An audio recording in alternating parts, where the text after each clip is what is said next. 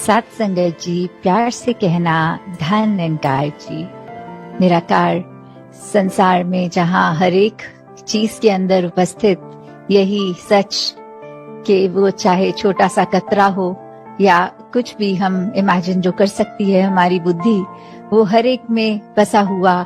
ये इस रूप इसका जो नजर नहीं आता, जो दिखाई नहीं देता, और फिर भी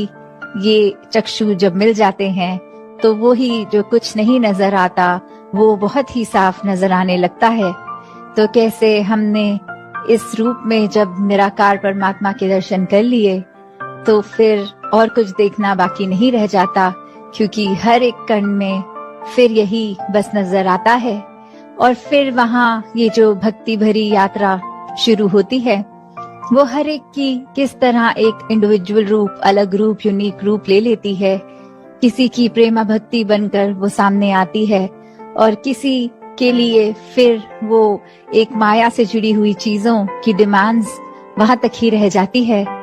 किसी के लिए फिर हर एक में जहाँ वो निराकार देख रहा है, हर संत का कहीं पे भी मिल जाना, एक अपने आप को रोम रोम से प्रफुल्लित खुश महसूस करना। और किसी ने फिर भी चाहे सत्संग में ही क्यों ना बैठे हों, वो एक बार बार घड़ी देखते रहना कि कब खत्म हो, कब घर को निकलें। तो कैसे ये भी बात की ब्रह्म ज्ञान तो ये झोली में आया भी, तो उसके बाद हमने इसका क्या किया। अगर इस निराकार पे विश्वास बनाया तो वो विश्वास किस तरह का बनाया। क्या वो एक हर चीज में वाकई ही हमें पता है कि ये विश्वास रखकर कि हमारी भलाई के लिए ही पल पल ये संसार में with every breath that we take वो निराकार ने बहुत ही सुंदरता से जीवन रचा है। या फिर एक उस तरह का विश्वास कि जब तक चीजें एक मेरे मुताबिक हैं तब तक अच्छी हैं, वरना उसी पल निराकार को कोसने चले कि ऐसा क्यों हमारे जीवन में घटित हो गया। तो किस तरह का विश्वास है। एक अपने ऊपर भी जब हम बात करते हैं कि एक विश्वास की, तो वो बात कि हम अगर स्कूल के टाइम से ही देखें, एग्जाम्स के पहले कैसे टीचर्स भी समझाते बच्चे को कि आपने तो अच्छे से पढ़ाई की है, आपने अपने ऊपर अब पूरा विश्वास रखना है, कॉन्फिडेंस से एग्जाम देना है, चीटिंग नहीं करनी। और ऐसी जो एक मोटिवेट करके कि अगर ज्यादा समय अब नहीं बचा, कुछ अगर चैप्टर एक आधा छूट गया है तो उसको अगर नहीं भी कर पाए तो जितना किया है उसको अच्छे से कर लो कि उसके अंदर का जो भी क्वेश्चन हो वो गलत ना जाए। कैसे एक खुद का मनोबल बढ़ाने के लिए। और यहाँ सत्संग में तो जैसे माता सविंदर जी महाराज ने भी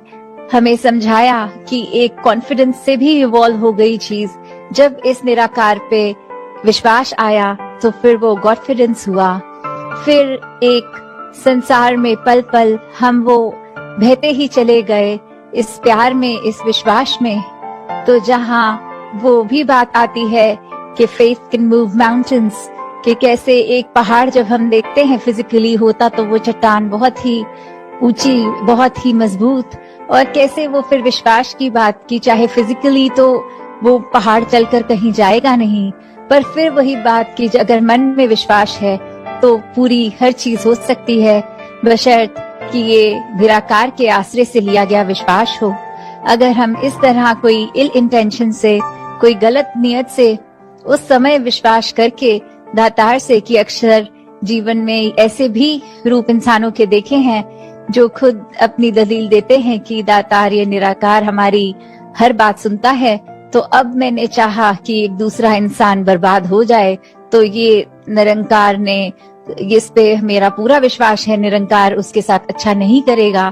तो अगर ऐसी इंटेंशंस हम दिल में रख के उसको विश्वास का नाम दे रहे हैं तो ये हम अपना गड्ढा खुद ही खोद रहे हैं। क्योंकि फिर ये निराकार ने तो वही करना है जो निराकार एक एक इंसान से चाहता है कि हर एक का भला हो। हर कोई जो गलती कर रहा है कैसे अपनी गलती को सुधार ले। और वही हमारे ऊपर भी ड्यूटी कि हम इस संसार में रहते हैं तो वही एक खुद के लिए भी जहाँ अपने दिल दिमाग को साफ रखें, अपनी नीयत को साफ रखें, वहीं किसी के लिए भी ये मांग ना मांगी जाए, विश्वास इस चीज पे ना किया जाए कि किसी की बुराई करने के लिए हम अगर एक मजबूती से भी सिमरन करें तो अगले की बुराई और सिमरन, ये फिर एक तलवार में दो, एक म्यान में दो तलवार, वो तो फिर एक रास नहीं आएगी बात, वो पॉसिबल नहीं है। तो कैसे हम कई बार किसी के लिए बुरा जब सोचते हैं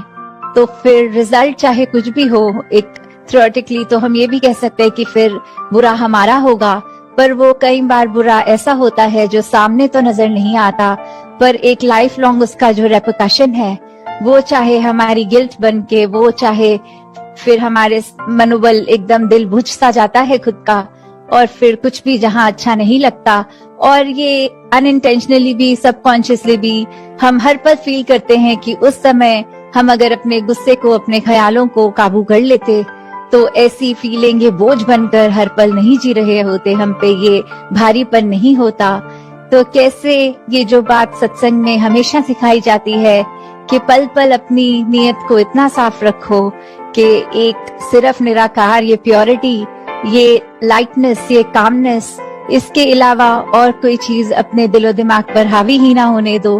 कि खुद बाद में इतनी परेशानी हो जो फिर चाहे वो एक इंसान के दिमाग पे ऐसे